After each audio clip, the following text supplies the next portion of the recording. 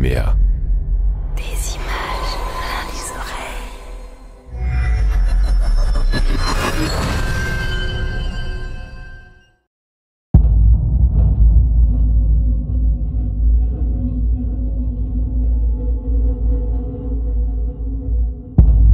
Zone aphotique. Saison 1, épisode 2. Résumé de l'épisode précédent. Allô? Colleen, pourquoi vous répondez jamais au téléphone? Oh la barbe, frato. Ça va, on est pas en temps de guerre, non? LA, fais votre inspection et rappelle-moi juste après. Voilà, c'était là? Affirmatif. Ça bouge par chez toi? Bah tu rigoles ou quoi? Évidemment que non.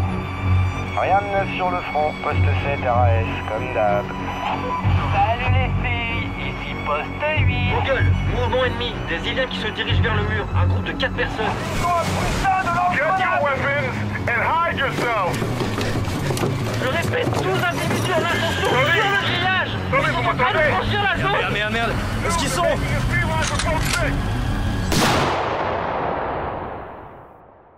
Après des années d'accalmie, la frontière côtière nord-ouest a été attaquée ce matin par les forces iliennes. Des tirs ont été échangés et un soldat aurait été abattu, avec plusieurs blessés parmi les membres de la force internationale de surveillance de la bande ilienne, obligés de se retrancher dans les lignes arrières. Un événement qui met en lumière les risques d'un statu quo diplomatique et de la rupture du dialogue tripartite entre la France, l'ONU et la communauté ilienne. Du côté de l'opposition, des voix n'ont pas tardé à s'élever pour critiquer ouvertement la gestion du conflit ilien par le gouvernement. On écoute Jacques Framiche, secrétaire du PTF, au micro d'Estelle Carré. C'est une tragédie qui vient de frapper à nos frontières et nous rappelle douloureusement combien la sécurité de nos concitoyens, même à des milliers de kilomètres, est fragile. Cela fait des années qu'au niveau du PTF, nous appelons à l'urgence de régler le problème diplomatique ilien qui stagne depuis une décennie par cause de trop de laxisme. On ne peut pas couper toute communication avec nos voisins et espérer que la situation ne se dégrade pas à un moment ou à un autre. Il s'agit là d'une preuve supplémentaire de l'irresponsabilité totale de notre gouvernement et par là même de nos forces armées qui ne sont pas en mesure ou ne se donnent pas les moyens de défendre notre pays. C'est inacceptable et nous déposerons dès demain une motion au Parlement visant à... Mais enfin, Schmidt, c'est quoi ce bordel? Expliquez-moi ce qui s'est passé. Général, à environ 9h00 du matin, nous avons reçu des signalements radio en provenance de la zone frontalière. Une quinzaine d'Iliens armés se sont approchés du grillage et ont entrepris de grimper avant de... Montrez-moi ce rapport.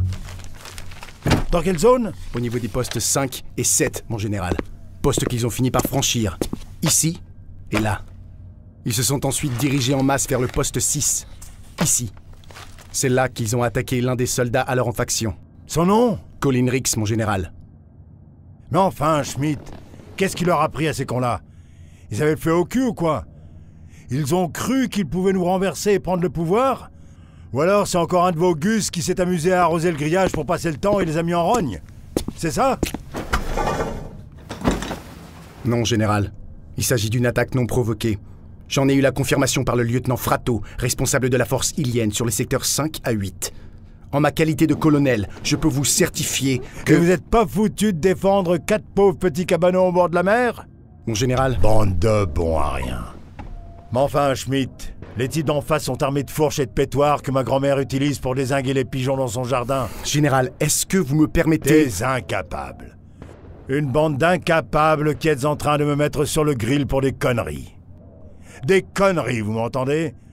Une broutille et toute cette merde. Mon général, nous collaborons avec les soldats de la Force internationale de surveillance de la bande ilienne. Nous collaborons, rien de plus. Il s'agit d'une unité de maintien de la paix et de contrôle des frontières, pas d'une armée destinée à en repousser une autre. Cela fait plus de 9 ans. 9 ans, mon général, que nous n'avons eu aucun accident à déplorer sur la frontière. Colonel. Les hommes sont fatigués d'être des pions face à une guerre devenue silencieuse, muette, oubliée dans les mémoires et dont ils ont perdu jusqu'à la compréhension, écrasés par les atermoiements de la diplomatie. 9 ans à garder la motivation au nom du devoir pour surveiller une presqu'île habitée par des hommes qu'on leur décrit comme des sauvages, parqués comme des singes derrière les grilles d'un zoo.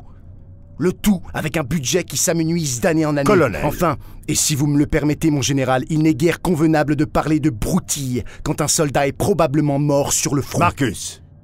Que ce soit l'un des nôtres ou pas. Marcus, faites attention. Vous frôlez l'impertinence. Avec tout le respect que je vous dois, mon général, savez-vous vous-même qui sont ces Iliens? Pourquoi nous sommes en guerre depuis pas loin de 100 ans? Pour quelle raison nous maintenons un blocus autour de cette presqu'île de primitifs? Sans faire la paix. Ni même les écraser comme vous semblez le désirer si ardemment.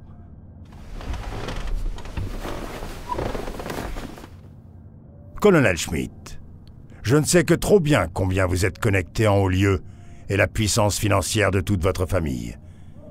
Mais qu'êtes-vous en train d'insinuer? Je n'insinue rien, mon général. Je me permets simplement de vous demander la teneur de ce que vous communiquerez au chef du gouvernement. Et selon toute logique hiérarchique, j'attends vos ordres quant à la marche à suivre.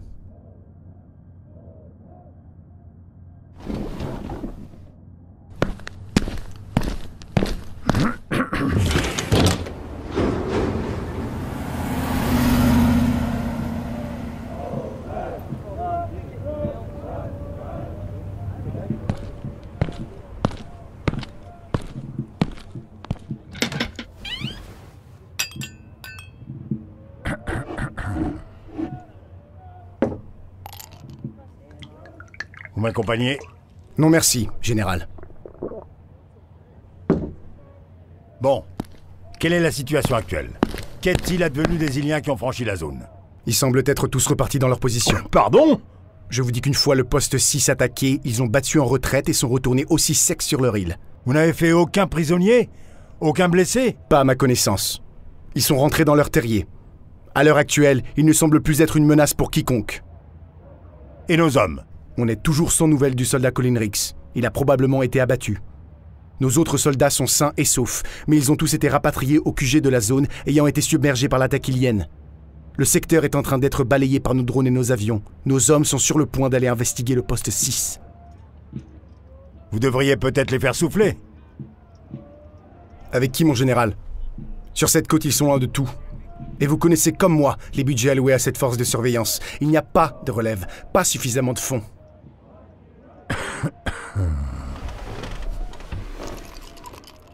Que pensez-vous que ces Iliens soient venus faire? Peut-être comme tout le monde? D'un côté comme de l'autre? Une incursion pour que ça en finisse? Pour faire bouger les choses? Lassés d'être parqués comme des animaux et de n'avoir aucun signe en provenance de leur propre gouvernement? Englués comme nous le sommes dans ce conflit séculaire? Bon.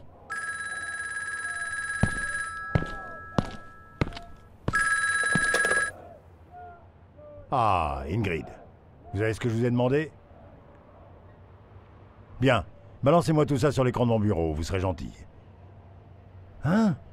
Quoi? Non, c'est bon, j'ai plus besoin de vous. Vous pouvez rentrer, à demain.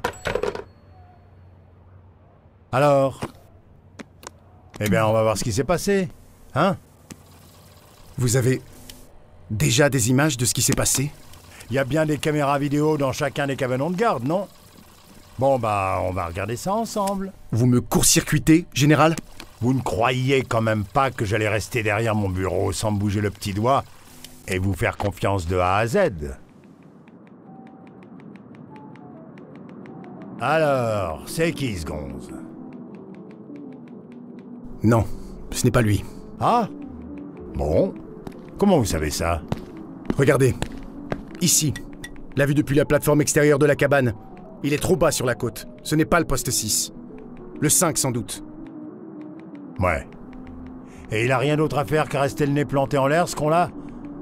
Qu'est-ce qu'il fait? Il écrit en plus? Il y a un écrivain dans le peloton. Il rédige ses mémoires pendant qu'il fait sa garde. Ça fait passer le temps. Bref.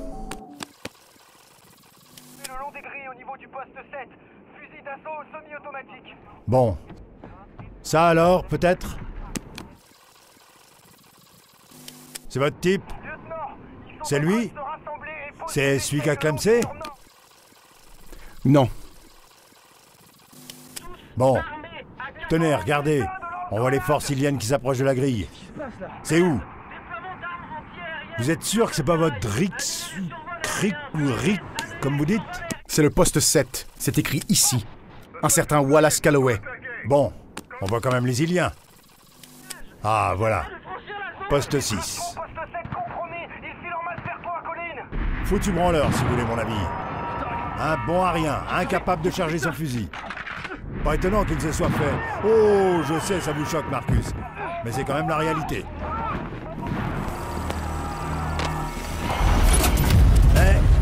Mais c'est quoi ce bordel? Pourquoi il n'y a plus d'image? Oh, foutue technologie, c'est bien notre chance. Ah, il n'y a plus de son maintenant.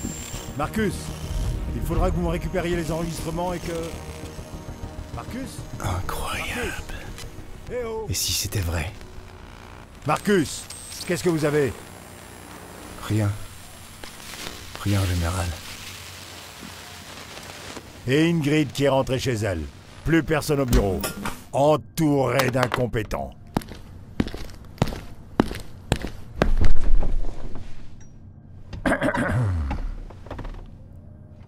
Bon, ça pue la merde toute cette histoire. On va lancer une mission d'investigation sur place. Dites aux forces de la bande ilienne de réunir une équipe pour aller voir physiquement ce qu'il en est à ce poste 6. Récupérez Rix, s'il est en vie. Mon général, croyez-vous vraiment que ce soit nécessaire? Nous ne sommes pas structurés et... Hormis cette échauffourée, c'était la paix qui... Il y a un homme mort qui semble dire le contraire. Et ça, c'est le genre de truc qui me ferait sauter. Vous seriez bien content, hein? Je vous suis loyal, général.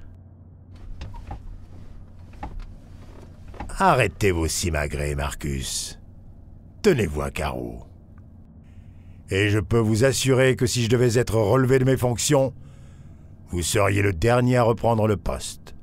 Dussé-je en crever? Et pour la diplomatie?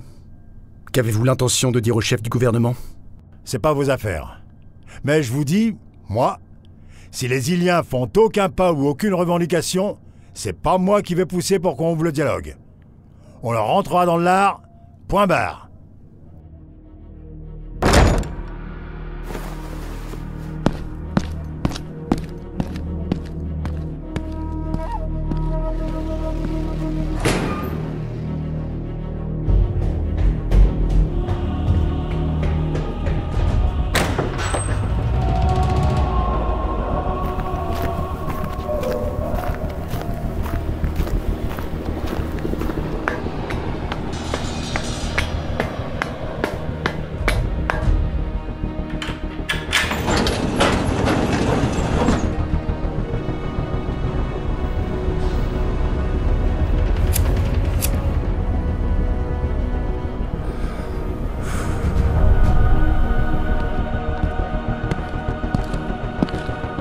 Alors, colonel?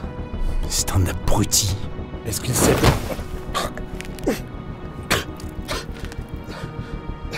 Mais Frato, colonel. Frato, il parlera. On s'assurera qu'ils ne disent rien. Vous m'avez trouvé un spécialiste du son sur place?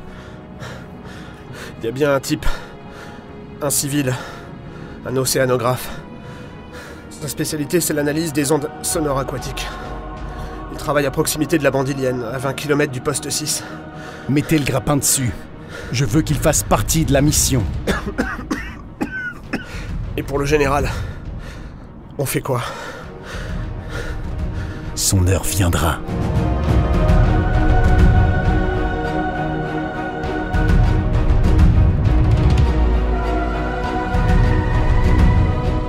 Zone aphotique.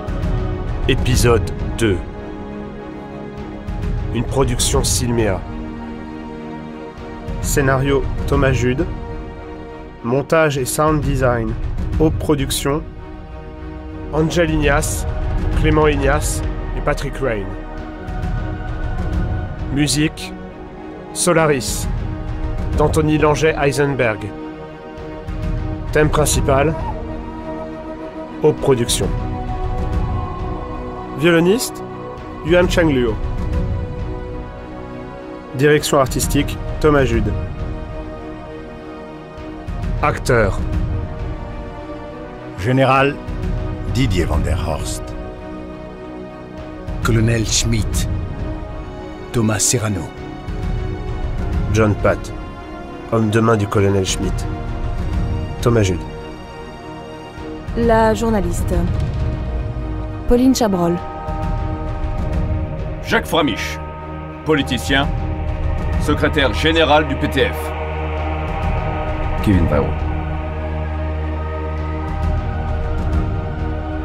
Tout droit réservé, Silméa.